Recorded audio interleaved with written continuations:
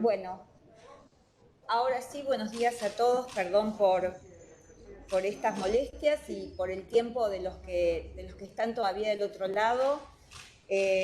Buenos días a todos y todas.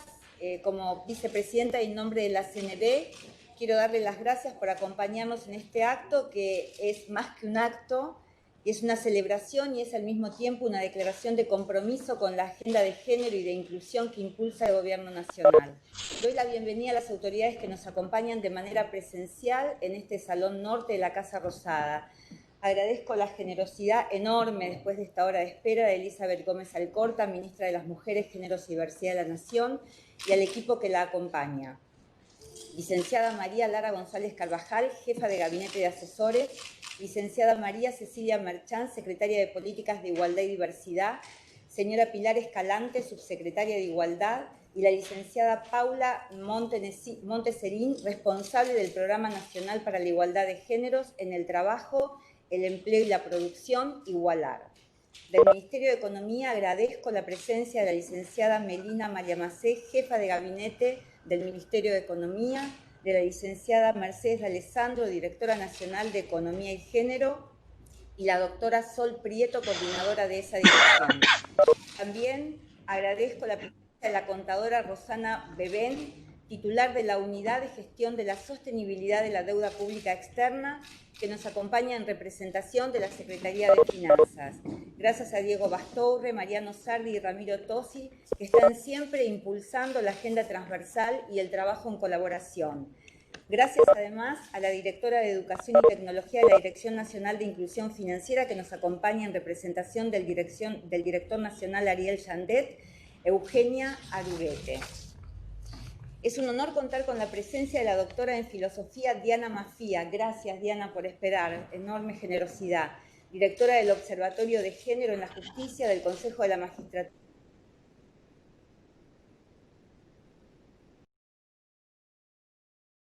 Presidente y los directores Martín Breilingue y Sebastián Negri, y a todo el equipo de CNB, que no voy a nombrarlos simplemente para acortar todas estas palabras. Quiero también dar la bienvenida y agradecer el tiempo de quienes están acompañándonos de manera virtual, a todo el personal de la CNB y a todo el universo de regulados y entidades vinculadas con el funcionamiento y el desarrollo del mercado de capitales. Gracias por los mensajes que recibimos celebrando este convenio. Un convenio que viene simplemente a formalizar un trabajo que ya se ha iniciado internamente y que queremos llenar rápidamente de contenido y de acciones concretas. Por eso, hoy mismo, luego de las palabras introductorias de los que me acompañan en esta mesa, vamos a compartir la disertación de Diana Mafía, que es parte de la capacitación obligatoria emanada de la Ley Micaela para todo el directorio y personal jerárquico de CNB. Esta primera parte de esa capacitación incorpora una voz académica, una voz que nos permita entender y reflexionar sobre las problemáticas de género.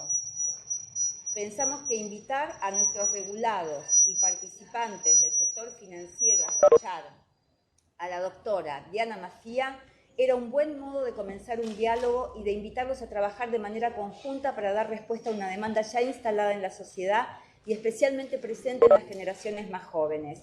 Hay que transformar las prácticas, hay que incluir, hay que igualar.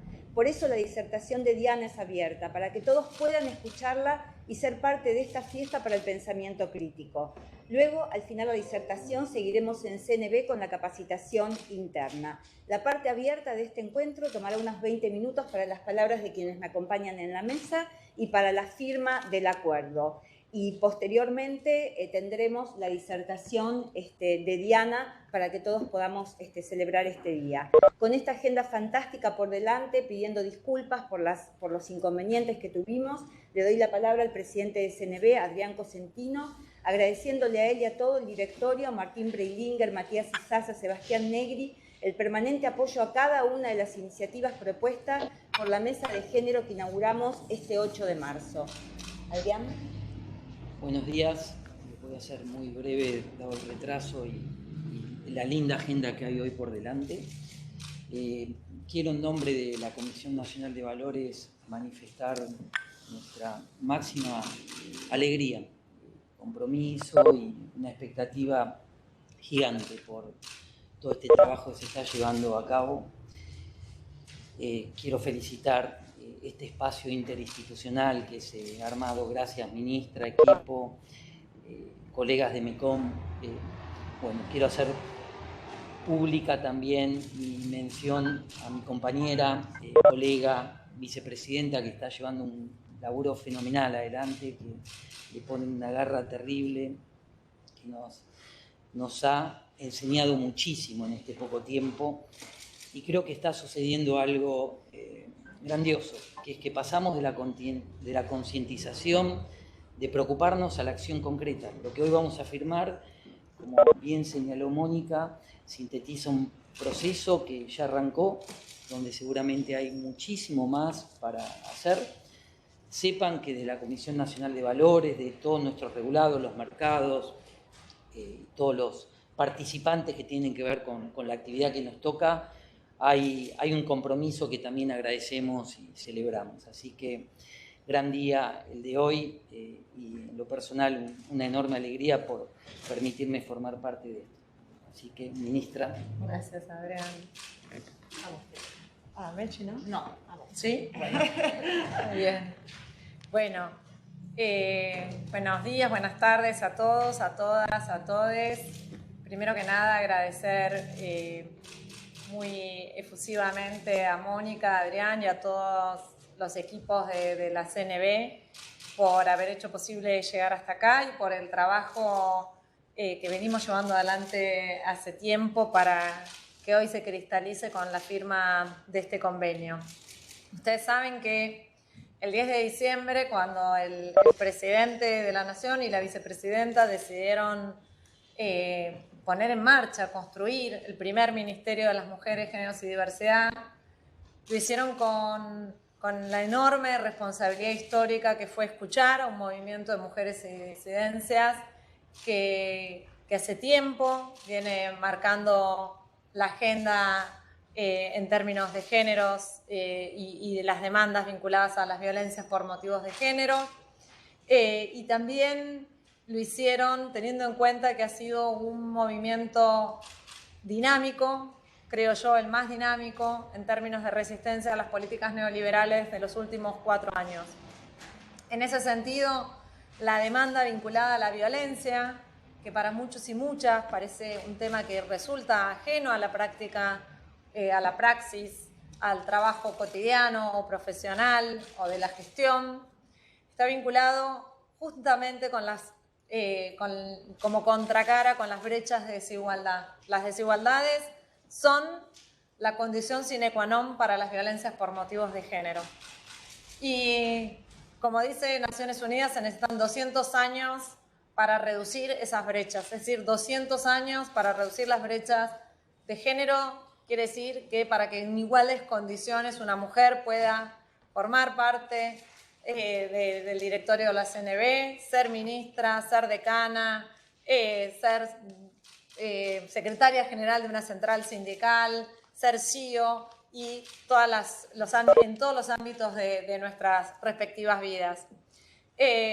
Por eso es que tenemos un trabajo enorme por delante, un trabajo que en particular, y ahora sí pensando en las brechas de desigualdad en el mundo del empleo, del trabajo, de la producción, significan poder trabajar interagencialmente, pero con una obligación sine qua non, que es del Estado. El Estado tiene la obligación y la responsabilidad de trabajar para reducir esas brechas que se vinculan tanto con las segmentaciones horizontales, verticales, claramente vinculadas a la realmente injusta y desigual organización social del cuidado que nos atraviesa social y culturalmente y para lo cual también trabajamos muy fuertemente. En ese marco, y para no extenderme, el Ministerio creó un programa específico que es el programa Igualar, un programa que justamente tiene como función primordial reducir esas brechas en el empleo, el trabajo y la producción,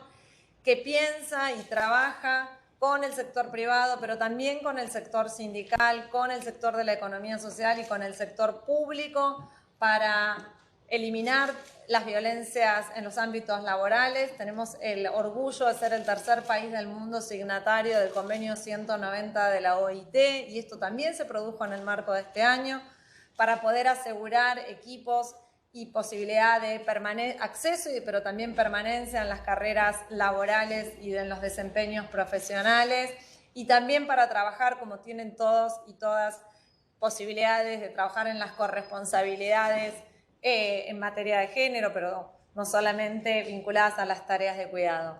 En ese marco venimos trabajando con la CNB en los últimos tiempos. Lo que hoy estamos firmando es un convenio que cristaliza ese trabajo, que vamos a trabajar tanto con capacitaciones en el marco de la ley Micaela, pensando también una encuesta para saber cuál es el estado de las desigualdades en el ámbito de las empresas y de los organismos controlados por la CNB. Vamos a trabajar también para elaborar buenas prácticas y vamos a trabajar muy fuertemente también para asegurar espacios de trabajo libres de violencia por motivos de género. Para nosotros es un orgullo, forma parte de un trabajo que quiero decir que veníamos tejiendo en los últimos meses, y que como decían, es no solamente trabajar es dar un paso, es un paso en la acción.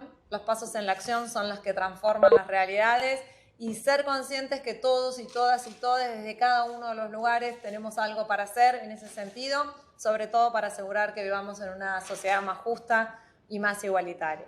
Así que muchas gracias. Por favor, Mónica. Bueno, ahora sí, Mercedes. Bueno, Gracias. muchas gracias por la invitación. Gracias, Mónica. Gracias, Adrián. También, como decía Eli, venimos trabajando desde el principio. Me acuerdo en marzo, cuando todavía la pandemia no había llegado acá, tuvimos la oportunidad de tener una capacitación en la CNB con los trabajadores y trabajadoras, con el equipo de género. Y quería decir también, bueno, están los compañeros de la Secretaría de Finanzas conectados, que cuando creamos la Dirección de Economía, Igualdad y Género en el Ministerio de Economía, una de las primeras reuniones que tuvimos fue con la Secretaría de Finanzas. Y esto tiene que ver también con la forma en la que el ministro Martín Guzmán encara el problema de las finanzas. Este año nos cansamos, digamos, de hablar de la deuda. La deuda ha sido el tema que atravesó casi toda la gestión, y lo hizo en el marco de cambiar también el contenido de lo que pensamos cuando pensamos en deuda, ¿no? Se instaló este tema, ¿no?, de la sostenibilidad de la deuda. Veníamos de una narrativa en la cual hay buenos y malos deudores, en donde hay unas responsabilidades a veces que se juegan de manera muy asimétrica, y en donde esos mecanismos en general terminan empobreciendo a los países. El trabajo que se hizo desde el Ministerio de Economía, desde la Secretaría de Finanzas, junto a todas las áreas que intervinieron en esta materia, bueno, está Melina, que puede dar cuenta muy bien de los esfuerzos que se han dado, tienen que ver también con cambiar la forma en la que pensamos lo que son las finanzas de nuestro país. Y en ese sentido, a mí me gustaba resaltar un par de cosas, ¿no? Dentro de la órbita del Ministerio de Economía está no solo la CNB, sino también el FONCAP, ¿no?, que es otra de las herramientas que tenemos para trabajar con la inclusión financiera, que es otro de los elementos que está en este marco. Cuando hablamos de deuda en general, estamos en un sentido más conceptual, digamos, estamos hablando de canalizar ahorros. Estamos hablando de canalizar ahorros que muchas veces son para cuestiones especulativas, pero nosotros estamos pensando en cómo hacemos para que esos excedentes se transformen en producción, se transformen en trabajo, se transformen en oportunidades, se transformen en posibilidades de dar un paso adelante. Yo creo que este año, que nos ha golpeado muy fuertemente, eso no hace falta que me extienda, sabemos que esa crisis que estamos viviendo golpea de manera asimétrica a las mujeres, que las mujeres, como decía recién la ministra, enfrentan mayores brechas de desigualdad en el ámbito no solamente de los trabajos domésticos y de cuidado no remunerados, sino también en el mercado formal de empleo, en el mercado informal de empleo, en el acceso a puestos jerárquicos, como bien mencionaba, el acceso a ser líderes sindicales, a ser CEOs de compañías, a ser directoras de empresas. En el Estado las directoras de empresas son pocas. Este año también tuvimos la oportunidad de ver muchas mujeres formando parte de directorios de bancos provinciales y bancos públicos. Es el caso de Delfina Rossi, de Julia Estrada, Cecilia Fernández Bugna, de las compañeras que abrieron una comisión de género del Banco Central. Creo que todo eso hace un poco lo que estamos conversando hoy, por eso creo que es una gran oportunidad visibilizar esta firma de convenio, que no es un convenio nada más, sino que, como decía Elizabeth y como decía Mónica, es una representación de un trabajo que se viene haciendo a lo largo y a lo ancho de todo el Estado, que va articulando los diversos organismos, los diversos ministerios, las agendas de trabajo, y en particular quiero destacar también, porque con Mónica nos juntamos también a principios de año para ver qué podíamos hacer juntas, y uno de los caminos, de entre los tantos que Mónica tomó para la agenda de la Comisión Nacional de Valores, para nutrirla también ella como vicepresidenta mujer, en un organismo de esos que siempre los asociamos a lo masculino, a las corbatas, a los señores que lucen también como Adrián con el traje.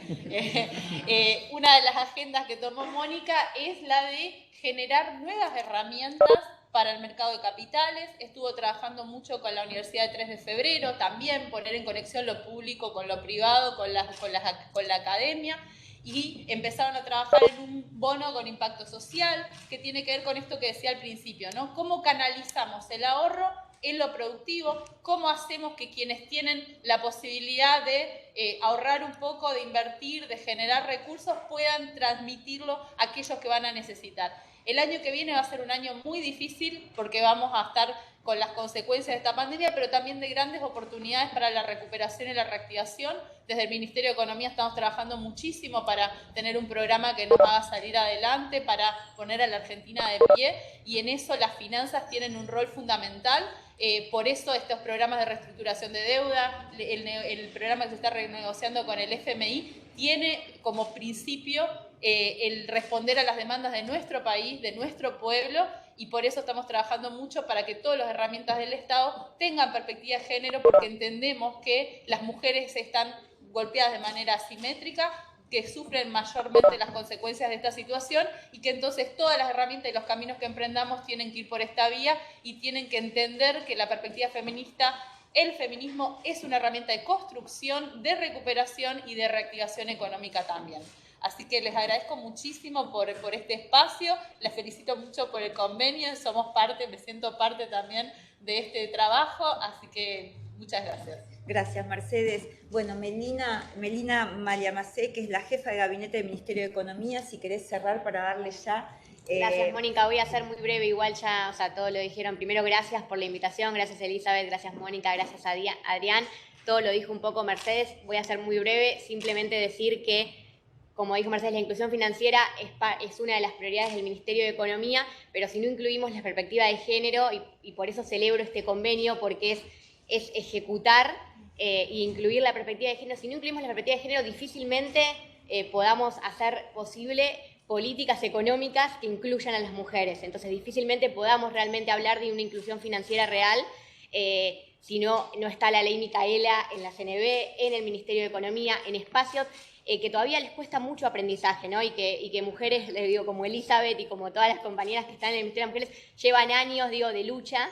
Y creo que es el lugar, de nosotros, en mi caso, hablar poco, porque no tengo militancia de género, por más de ser mujer, hablar poco y aprender, y poder realmente construir políticas que cambien la realidad de muchas mujeres, y que eso también es un impacto económico, porque incluir a las mujeres, como dijo Mercedes recién, es más trabajo, es más economía, es más oportunidades, y hablamos de inclusión desde tener una cuenta en el banco, hasta poder a las mujeres emprendedoras acceder a créditos, como la tarea que se está haciendo en el FONCAP. Así que muchas gracias y celebro el convenio. Bueno, muchísimas gracias.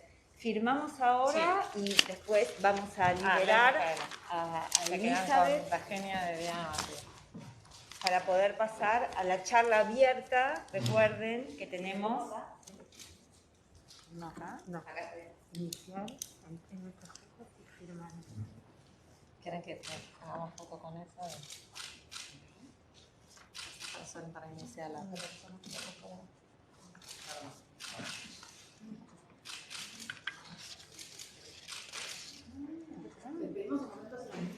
Sí. Adrián.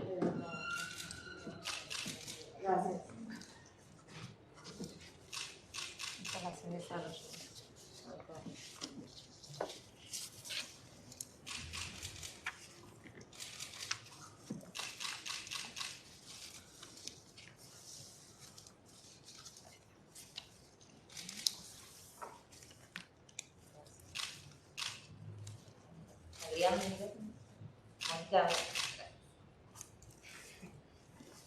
Yo creo que nos merecemos un aplauso, ¿no? Yo creo que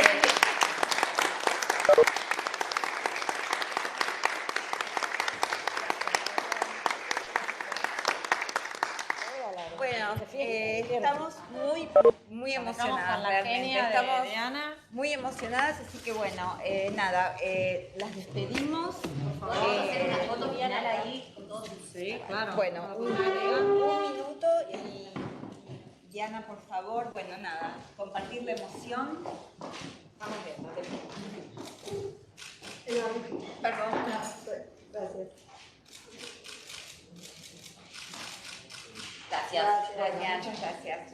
Bueno, Buena jornada. Sí, que se venga acá. Diana, ¿te querés sentar acá en el medio? Acá, ¿no? Elizabeth. Bueno, en 5 minutos organizamos la presentación y arranca la disertación de Diana Macía. Diana, ¿querés venir acá?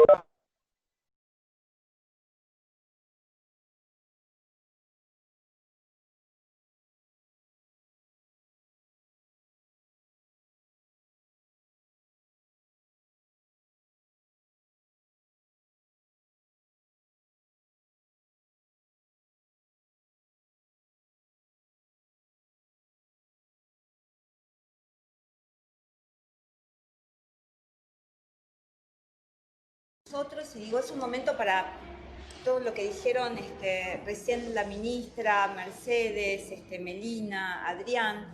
Es un momento donde todos estamos aprendiendo también y donde estamos aprendiendo para transformar una realidad. Así que me parecía que este convenio era esto, llenarse de contenido, que empecemos a aprender desde hoy mismo, y me parecía que la presencia de Diana, bueno, nada, es una fiesta. Así que Diana, estamos acá y encantados de compartir con todos los regulados y todos los invitados que están del otro lado, que sabemos van a disfrutar muchísimo de todo esto.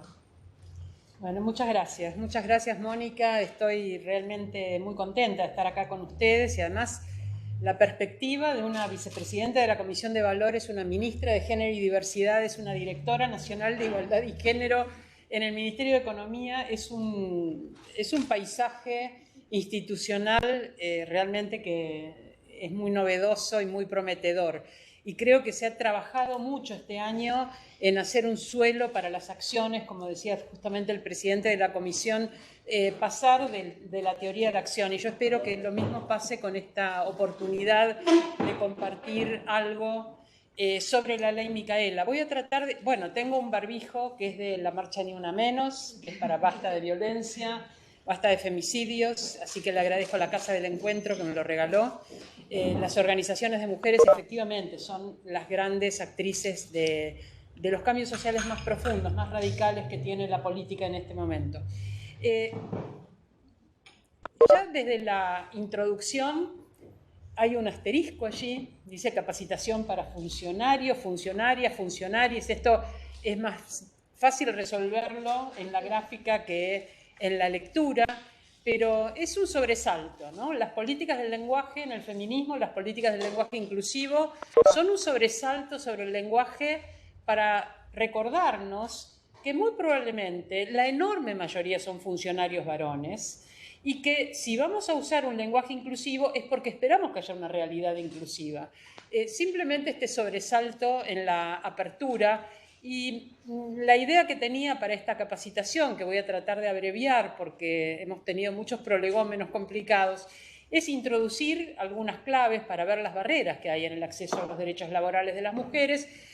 Un aspecto que me interesa es describir las condiciones estructurales de la violencia de género, porque por supuesto tenemos una ley de violencia y la ley Micaela es para capacitarnos, para percibirla, para atenderla, para evitarla y para garantizar que no se repita, con lo cual tenemos que hacer cambios estructurales y por poner entonces ciertas políticas públicas transversales, integrales, para enfrentar las violencias de género. Bueno, la ley Micaela, la ley de violencia de género, los tipos de violencia, lo que me interesa es que las formas de violencia, las que más habitualmente tenemos en cuenta, son formas directas de violencia, formas visibles de violencia. La violencia física, incluso la violencia psicológica, los malos tratos, los chistes inoportunos.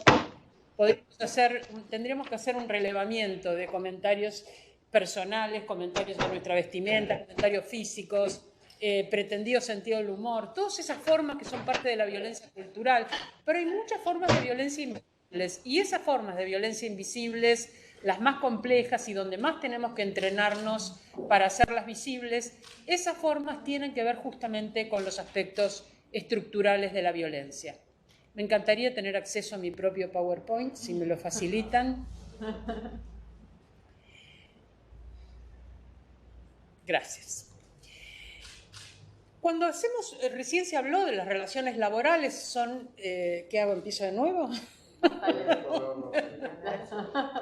Estábamos en la violencia estructural, entonces, como esa forma que tiene que ver, entre otras cosas, con no hacer visibles las necesidades específicas que tenemos como mujeres. Es decir, para producir igualdad política tenemos que tener en cuenta las diferencias. Esta es la prédica permanente del feminismo. Las diferencias no se oponen a la igualdad, se oponen a la identidad, a que haya que tener una identidad específica, androcéntrica, para poder ejercer los derechos. Entonces, vamos a verlo en el ambiente de trabajo, vamos a ver las relaciones desiguales de género en el ambiente de trabajo y una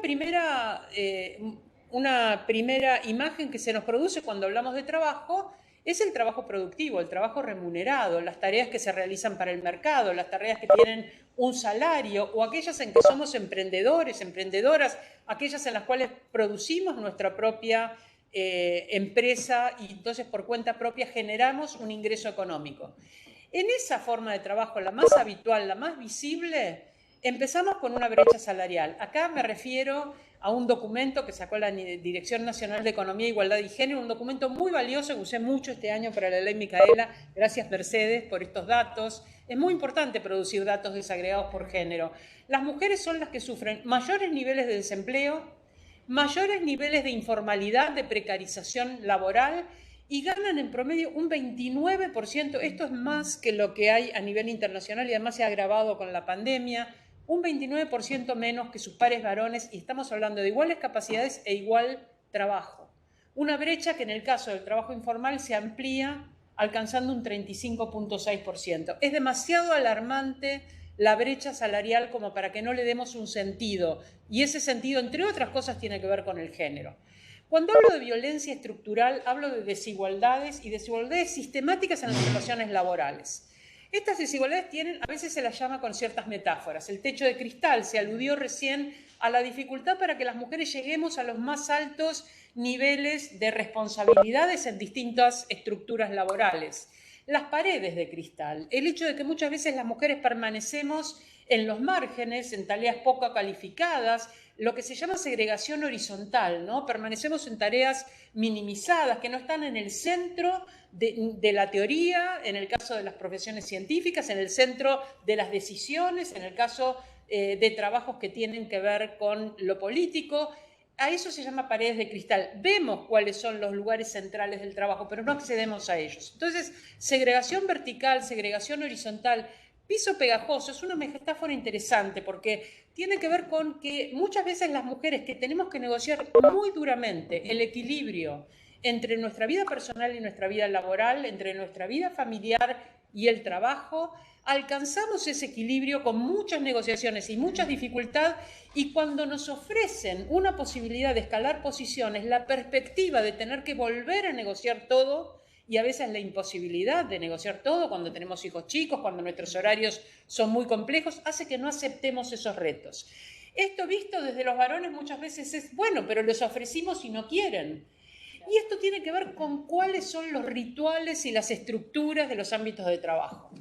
cuáles son los horarios de reunión, cuáles son los días que hay que tener disponibles, de qué manera esto afecta ese difícil andamiaje que hemos construido para atender todas nuestras múltiples actividades en la vida. Entonces, a esto se llama piso pegajoso. Nos quedamos en el lugar donde alcanzamos el equilibrio y aun cuando tengamos posibilidades, no las aceptamos, no porque no tengamos capacidad, no porque no nos interese, sino por lo que eso significa en términos de la vida personal. Las escaleras rotas. Esto tiene que ver con obstáculos que tenemos las mujeres que en general nos hacen quedarnos en el camino, situaciones que agravan la posibilidad de la continuidad de una carrera y que no les pasan a los varones, que nos pasan ese tipo de obstáculos a las mujeres por cuestiones a las que me voy a referir con otro tipo de trabajo. La cañería que gotea es otra metáfora que tiene que ver con que ingresamos muchas mujeres en ciertos, por ejemplo, en el Consejo Nacional de Investigación, es un poquito más de la mitad, pero cuando llegamos al nivel superior ya nos encontramos con que hay solo un 25% de mujeres. Muchas mujeres formadas, capacitadas, con capacidad de trabajo, han ido abandonando sus carreras en esta búsqueda de equilibrio, donde llega un momento en que con la brecha salarial y con las dificultades deja de tener sentido continuar avanzando en una carrera. El dilema Wollstonecraft me interesa porque fue formulado por primera vez en 1791, apenas terminada la Revolución Francesa, por Mary Wollstonecraft, la primera teórica del feminismo, quien escribió el primer manual de filosofía política feminista que se llama Vindicación de los Derechos de las Mujeres. Mary Wollstonecraft decía, ¿cómo hacemos? Sobre todo porque la demanda de ella era acceder al estudio. ¿Cómo hacemos a la vez para acceder a aquellos derechos que los varones tienen y no perder aquellas capacidades que tienen que ver con la maternidad? El dilema entre el mundo público y el mundo privado, ese mundo que se dividió en la modernidad, que nos dijo a las mujeres, ustedes quédense en lo privado, que los varones se van a ocupar de lo público. ¿Cómo hacemos para acceder a ciertas situaciones virtuosas de los públicos? Por supuesto, el derecho al voto, el trabajo, la capacidad de participación, la ciudadanía, que las mujeres no tuvimos asegurada hasta muy avanzada la modernidad. ¿Cómo hacemos para no perder esa vida privada y esa función maternal en esa función pública? Porque lo público está pensado para varones que vienen equipados con una mujer que se ocupa de lo doméstico y cuida hijos. Esa es la imagen de la función pública, esa es la imagen de la función laboral. Entonces, cuando una mujer arrastra cuestiones privadas a lo público, se considera que está fuera de lugar. Este dilema se planteó en 1791 y lo seguimos atravesando. Y, por supuesto, la cuestión de los vínculos que hay dentro de las relaciones laborales, los vínculos que tienen que ver con el acoso, los vínculos que tienen que ver con llevar las relaciones de varones y mujeres a las formas tradicionales de relación, al paternalismo, a la conquista. Ese modo de interpretar la relación laboral como una relación sexual tradicional es parte de lo que significa obstáculo, violencia en el caso de las carreras de las mujeres. Entonces se produce lo que llamamos brechas de género. Las brechas de género son la distancia en el acceso, el disfrute, la participación, el control de los recursos, los servicios y las oportunidades o los beneficios sociales asociados al trabajo. Es decir, llegamos a los lugares de trabajo, pero estas cosas que vendrían con el trabajo, estos bienestar, esta participación en controlar los recursos, esta posibilidad de ascender, todo lo que vendría acompañando la situación laboral no se produce. Hay allí entonces una brecha y esa brecha tiene un indicador extremadamente sensible, un indicador que tiene que ver con el uso del tiempo. ¿Cómo usamos el tiempo varones y mujeres? ¿En qué usamos el tiempo varones y mujeres? ¿Qué se nos exige para poder desempeñarnos bien en el trabajo? Se nos exige capacitarnos, se nos exige tener muchas veces disposición de tiempo informal, se nos exige la posibilidad de establecer participaciones públicas dentro de lo laboral. ¿Cómo está condicionado ese uso del tiempo en el caso de las mujeres cuando somos signadas con la obligación del trabajo doméstico y del trabajo de cuidado? Y cuando los varones son excluidos de esa obligación. Más tiempo destinado al trabajo doméstico y de cuidado no remunerado produce entonces estas consecuencias en la participación en actividades económicas remuneradas. Hay una resonancia de lo privado en lo público, hay una resonancia del cuidado en lo laboral, hay una resonancia del trabajo reproductivo no remunerado en el trabajo productivo remunerado. Entonces, actividades económicas remuneradas, capacitación formal, participación pública, ni hablar de viajes al exterior, representaciones nacionales e internacionales, todo lo que implica responsabilidades.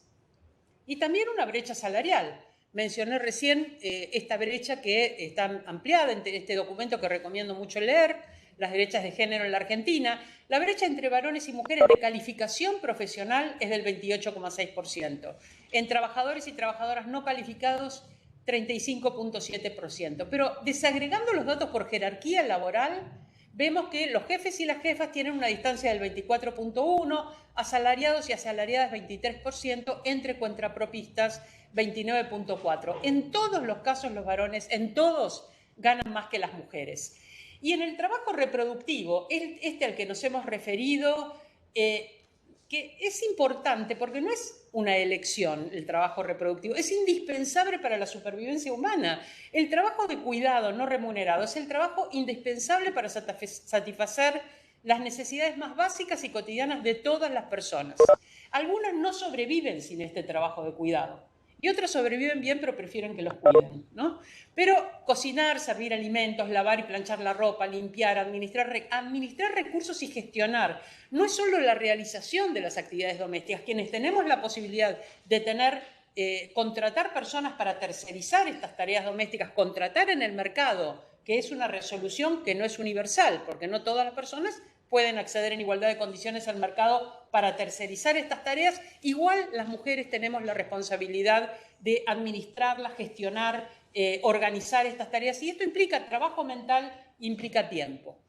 Procurar el bienestar físico y emocional. No solo hay una plusvalía económica sobre el trabajo de las mujeres, hay una plusvalía emocional, un concepto que hemos creado desde el feminismo para decir que somos explotadas no solo económicamente, sino porque tenemos que poner permanentemente en juego nuestra subjetividad para producir ese equilibrio emocional entre niñas, niños, personas jóvenes, adultas. Se espera que seamos nosotras las que armonicemos cuando hay conflictos, las que podamos mediante el diálogo generar una convivencia apacible entre sujetos que a veces están precisamente en conflicto. Y también, por supuesto, quienes enfrentamos enfermedades o discapacidad, entre otras labores que pueden suceder en el hogar, pero como somos responsables las mujeres, arrastramos esas obligaciones y esa explotación a la vez económica y emocional a los lugares de trabajo, a los lugares de participación política, a todos los lugares donde desempeñamos nuestras tareas. Se espera que además tengamos esa amorosidad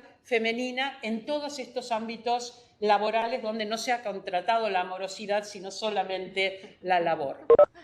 Hay entonces algo que le debemos a la modernidad, le debemos a una concepción liberal del Estado que junto con el invento de los derechos humanos produjo este contrato sexual en el cual hay una división sexual del trabajo.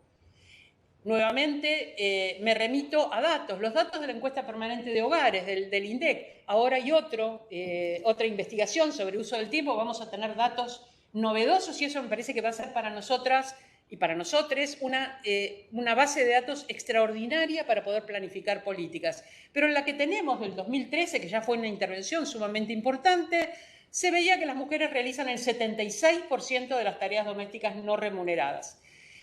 El 88,9% de las mujeres hacemos tareas domésticas y en promedio usamos 6,4 horas semanales. Solo el 57,9% de los varones lo hace usando la mitad de las horas, 3,4 horas semanales. Pero el dato más interesante, para ver que acá hay un prejuicio, que acá hay un estereotipo, que acá hay una asignación arbitraria que tiene que ver con la vida privada y no solo con la vida pública, pero que desde la vida pública se puede alentar para educar y para modificar. Las mujeres dedican más horas al trabajo doméstico aun cuando se compara una mujer que trabaja fuera del hogar de manera paga en una jornada completa con un varón que se encuentra desempleado. Aún en esas condiciones, una mujer trabajando fuera con jornada completa, que por supuesto también se hace cargo del trabajo reproductivo en su casa, trabaja 5,9 horas. Un varón desempleado trabaja 3,2 horas. Es decir, acá hay prejuicios de género, acá hay estereotipos, acá hay una arbitraria división sexual del trabajo que pesa en la productividad, que pesa, por supuesto, en los resultados laborales. Entonces, tenemos desafíos. ¿Cuáles son esos desafíos? Hay que diseñar e implementar un programa de prevención de vías de protección y de reparación, porque eso es lo que nos pide la ley de violencia, eso es lo que nos pide la ley Micaela. En muchos ámbitos tenemos que intervenir. Tenemos que intervenir para prevenir, tenemos que intervenir para atender y para proteger en situaciones de violencia, y tenemos que intervenir para reparar con abordaje inclusivo, integrado y con perspectiva de género. ¿Cómo lo hacemos? ¿Cuáles son esas medidas? Primero, el acceso a mecanismos de queja, investigación, asistencias, vías recursivas y de reparación con perspectiva de género. La Comisión Nacional de Valores tiene que tener un protocolo, y ese protocolo tiene que tener todas estas previsiones para que sea accesible para cualquier persona que sufre violencia laboral, o aún para situaciones que son de violencia doméstica o de violencia interpersonal, pero repercuten en lo laboral, tener un protocolo de atención. Adopción de medidas de asistencia jurídica, social y de atención de salud para denunciantes y otras personas impactadas por las violencias en el mundo del trabajo. Es importante porque esa violencia que aparece como una violencia estructural y, por supuesto, la violencia interpersonal que deriva de estas relaciones desiguales impacta físicamente y no solo psíquicamente en las personas. Entonces, la atención integral de salud.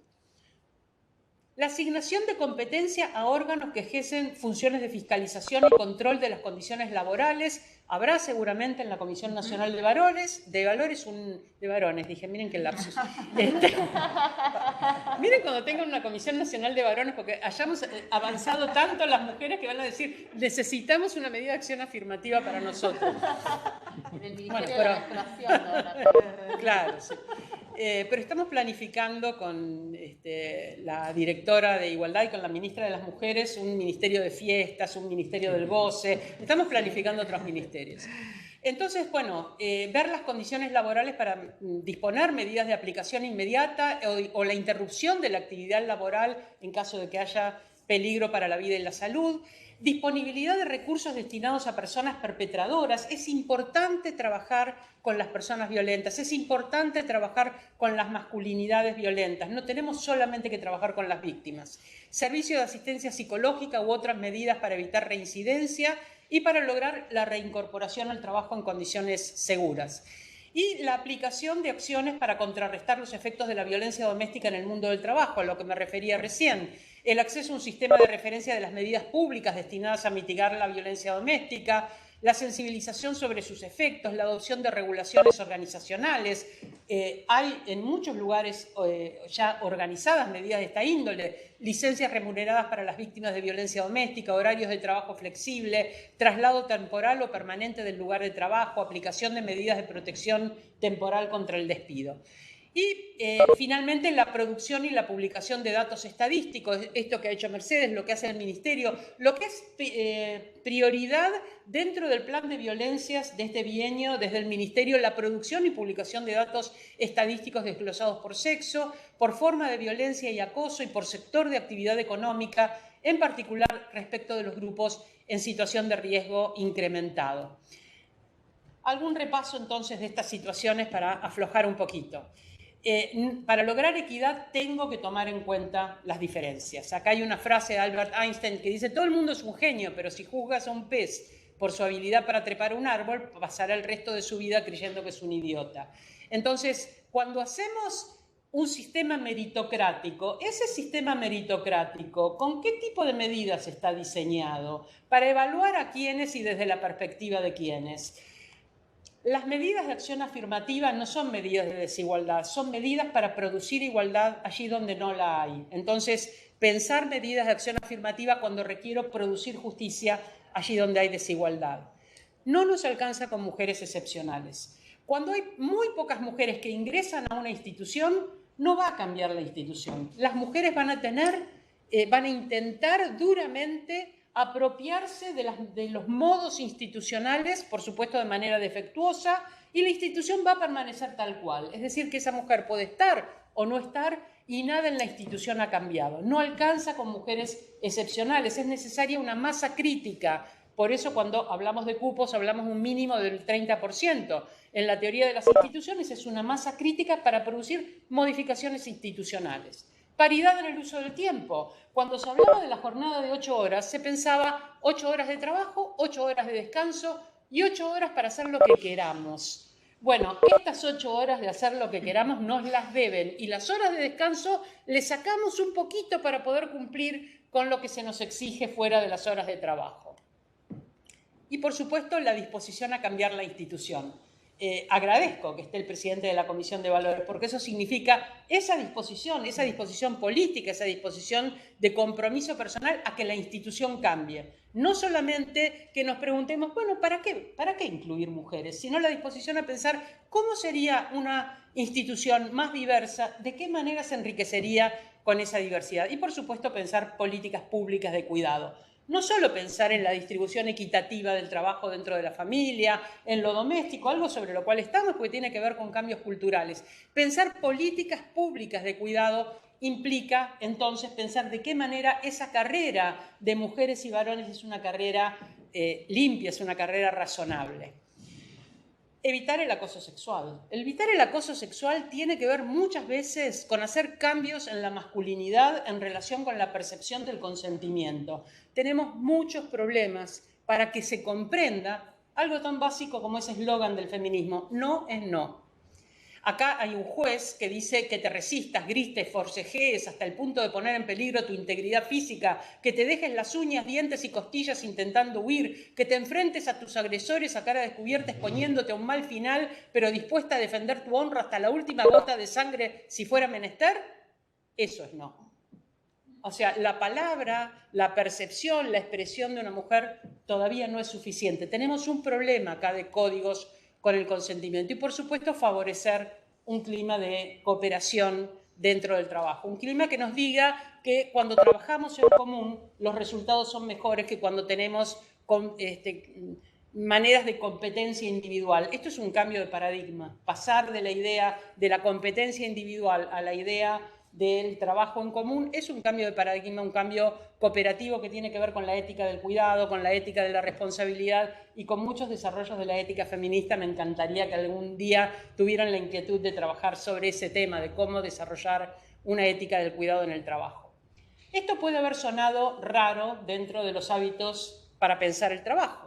Hay un trabajo que es un test empírico de una clasificación de las respuestas cuando hay datos anómalos en la ciencia. Y dice, ¿cómo reaccionamos cuando la evidencia es contraria a nuestras creencias? Tenemos ciertas convicciones de cómo debe ser el trabajo.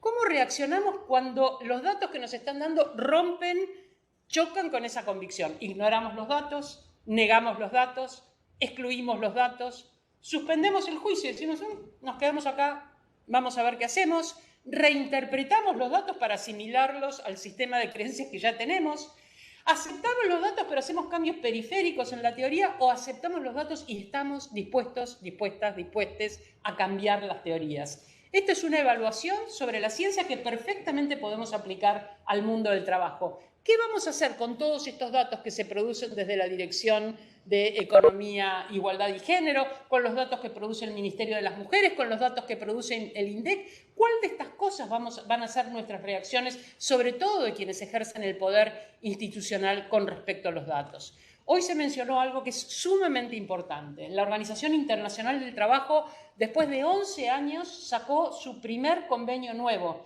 el Convenio 190. La OIT saca un convenio sobre relaciones laborales sin violencia de género. Las mujeres veníamos trabajando hace muchísimos años con este tema. Finalmente, después de 11 años, la OIT lo recibe, saca un convenio y Argentina fue de los primeros países, creo que de los primeros 3 países en firmar este convenio este año. Inmediatamente, muchas mujeres argentinas intervinieron dentro de este convenio 190 de la OIT.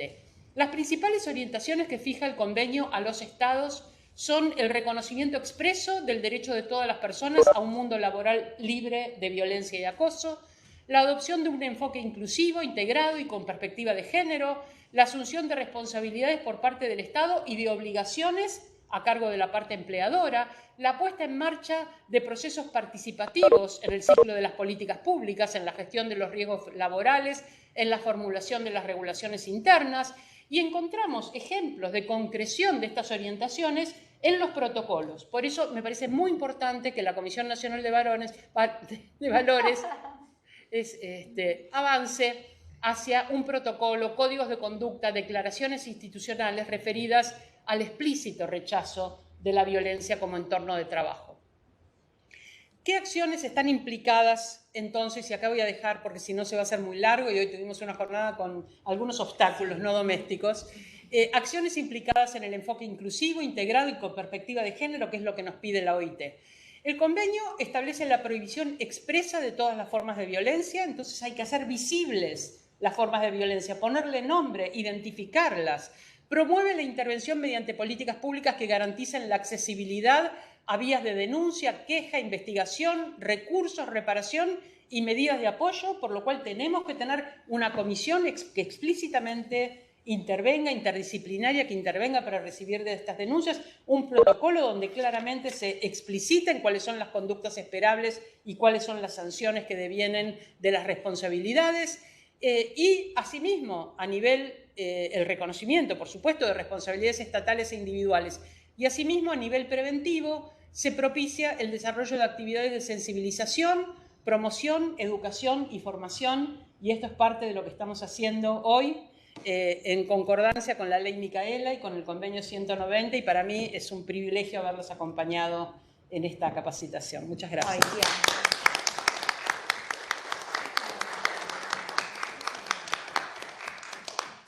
bueno, yo solamente, porque quería contar un poco la Agenda 2021, como decía al comienzo, queremos que sea un convenio que esté lleno de acciones concretas.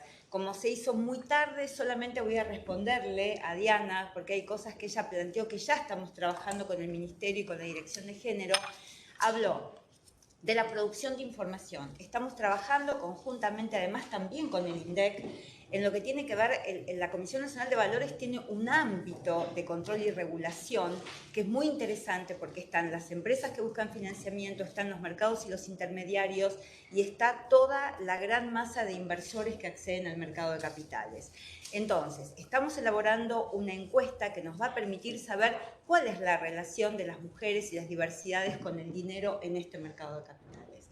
Entonces estamos trabajando y como tenemos realmente que nutrirnos de los que saben, estamos trabajando con Mercedes, estamos trabajando con INDEC y con el equipo de Elizabeth para ver cómo tiene que ser esa encuesta para que permita justamente generar y producir información que nos sirva para conocer esa realidad. O sea que estamos trabajando en esto, la producción de información desagregada, porque la inclusión implica primero saber cómo estamos con todo eso. Además, teniendo en cuenta esto que decís de la educación, Diana, que armamos este año, también es inédito, en la plataforma del INAP, un curso con Banco Central y con la Dirección de Género, que es inédito, ¿por qué? Porque tiene que ver con las herramientas que tiene cualquier empleado y empleada público nacional para conocer todas las herramientas financieras del sistema bancario y del mercado de capitales. ¿Pero qué hicimos? Dijimos, vamos a incluir como un módulo introductorio las problemáticas de género, porque me parece que no podemos pensar por separado las cosas. Por acá te enseño cómo hacer una caja de ahorro, por acá te enseño cómo se invierte en una acción, y después por allá te hablo de las políticas de género. Queremos que estén incluidos dentro de los contenidos. Entonces, en el contenido del programa, que ya ha sido aprobado por INAP, tenemos entonces una primera educación para todas y todos que va a meter esta problemática. ¿Qué pasa? ¿Por qué hay tan poco uso? ¿Por qué hay tan poco uso de las herramientas financieras por parte de las mujeres y las diversidades? Porque es escasísima la participación que hay, ya sea para acceder al crédito, para intervenir como inversoras, para intervenir en los lugares decisorios, en todo lo que tiene que ver con las estructuras de las empresas cotizantes, de los mercados y de los intermediarios. Entonces, estamos trabajando muy fuerte con eso. Y yo creo que a partir de eso, con todo el apoyo que tenemos, de todo el directorio que avala como todas estas políticas, Mercedes también habló de algo que yo llamo la inclusión de los no convencionales. Todos sabemos en el mercado de capitales que los grandes actores conocen estas herramientas y participan de estas herramientas en la medida que se van dando como esos puentes para que las cosas ocurran, pero hay un montón de participantes, ya sea los que necesitan dinero para financiar sus emprendimientos o inversores que apenas tienen acceso y saben de qué se trata, que no participan del mercado de capitales. Entonces tenemos una tremenda agenda de educación financiera, pero esa educación tiene que ser con perspectiva de inclusión y dentro de esa inclusión más amplia, la inclusión con perspectiva de género. También creemos que incluir es importante, pero hay que saber a qué damos acceso, que los que participan puedan entender a dónde se están sumando y para qué, y que comprendan. Esto tiene mucho que ver con lo que Mercedes nos ha enseñado de accesos que a veces después terminan siendo como un boomerang, porque no se entiende muy bien a lo que uno accedió. Entonces, en todo eso estamos trabajando muy fuertemente y bueno, yo estoy muy contenta. Agradezco a todos los que se quedaron tan tarde del otro lado, a todos los que nos acompañaron. Y ahora, bueno, creo que viene una parte que es una parte interna de CNB, donde vamos a seguir trabajando con las funcionarias del Ministerio de la Mujer y con las profesionales y profesionales de la Comisión Nacional de Valores para hacer esta tarea de reflexión. Lo último es que cuando decidimos desde CNB invitar a nuestros regulados era porque creemos que, bueno, como parte del sector público somos ejemplo y lo que queremos es generar un contagio. Queremos que esto sea un diálogo con el sector privado, que nos ayuden a pensar, que nos ayuden a ver cómo vamos para adelante. Y me olvidé una cosa, y ya no hablo más. También estamos trabajando para que el 8M podamos sacar nuestra guía de buenas prácticas para la igualdad de género en el mercado de capitales. Tenemos una guía de buenas prácticas de gobierno corporativo, vamos a trabajar en una guía de buenas prácticas para justamente trabajar fuerte en la erradicación de todas estas violencias y todas estas desigualdades. Gracias, Diana. Todo para pensar y todo para quedarnos... Gracias, Mónica. Es muy importante las aclaraciones que haces porque siempre se percibe desde el movimiento de mujeres y sobre todo desde las mujeres más vulnerables que lo que se llama inclusión financiera es la bancarización de ciertos bienes que cede el Estado, ¿no? De la asignación universal por hijo, del ingreso familiar de emergencia. En su momento, porque esto tiene un precedente, que fue cuando los bancos finalmente consideraron que se podían bancarizar las remesas, esas pequeñas remesas que las mujeres migrantes mandaban a sus países de origen donde dejaban a sus niños y a sus niñas al cuidado de sus madres y viajaban a otros países para trabajar. Y esas pequeñas remesas informalmente enviadas, los bancos empezaron a ver que eran millones en América Latina y empezaron a bancarizar ese tipo de servicios. Y por supuesto los créditos. Pero las mujeres, hoy Mercedes habló de la deuda, ¿no? Las mujeres nacemos endeudadas porque nacemos con una hipoteca de tiempo. La hipoteca de tiempo significa que por ser mujeres tenemos una asignación de tiempo diferencial no productivo en nuestras vidas, arbitrario, que nos va a forzar a que nuestra planificación tenga ya un punto ciego. Esta deuda de tiempo, esta hipoteca de tiempo con la que nacemos las mujeres es parte de lo que tiene que ser modificado, porque ya nacemos endeudadas y la deuda privada que vamos adquiriendo, la deuda en lo personal, muchas veces cuando llegamos a la bancarización, porque se nos da alguno de estos subsidios, este es un recurso también para poder financiar esa deuda privada, pero llegamos de la peor manera, llegamos con las deudas económicas, existenciales y culturales que hay hacia las mujeres. ¿De qué manera transformar esto en positivo? ¿De qué manera, una vez que esas mujeres están en los bancos, esos bancos no sean simplemente un lugar hostil? Es algo que es realmente yo creo que es una deuda, pero también es un desafío importante. Así que gracias Mercedes y gracias Mónica por haberlo asumido. Bueno, gracias a todos y a todas. Y bueno, cerramos acá y por supuesto vamos a estar en contacto para ir contándoles a todos la agenda de Comisión Nacional de Valores e invitándolos a participar. Bueno, muchas gracias.